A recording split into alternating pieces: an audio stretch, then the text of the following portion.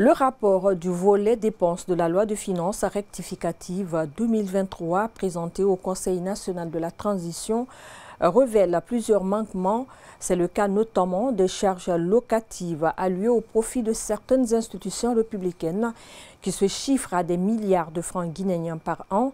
Une problématique désapprouvée par les conseillers nationaux qui font des recommandations à l'endroit du gouvernement. Marceau pour plus de détails.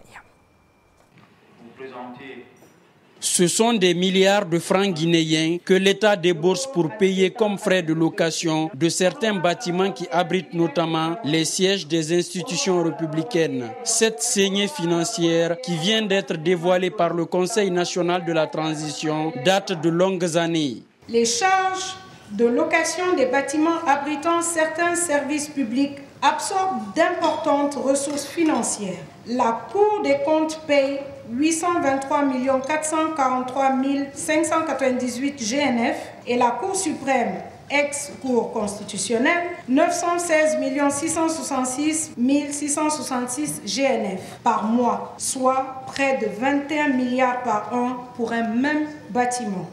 À la suite des interrogations soulevées face à certaines préoccupations relatives à l'autonomie des cours et tribunaux, des réponses ont été données. Il y avait des difficultés liées à la mise à disposition des crédits des cours et tribunaux, mais je pense que le ministre Charles White est engagé aujourd'hui à qualifier le secteur de la justice, que chacun veille à ce que les crédits arrivent au service déconcentré. Ce n'est pas une question de nomenclature budgétaire, mais c'est une question de fonctionnement.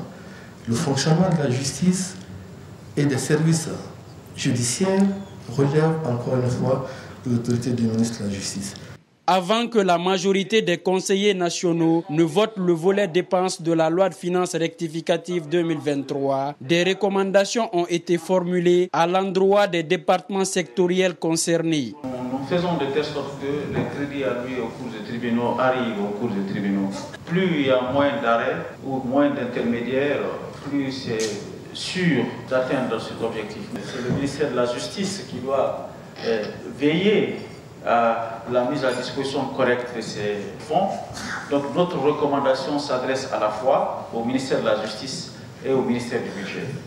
Pour corriger ces déperditions financières causées par les charges locatives de l'édifice de la Cour des comptes et de la Cour suprême qui remplace celui de la Cour constitutionnelle qui a été dissoute, le CNT a recommandé la construction des locaux pour ces services. En attendant cela, le gouvernement a été invité à renégocier à la baisse ses contrats de location.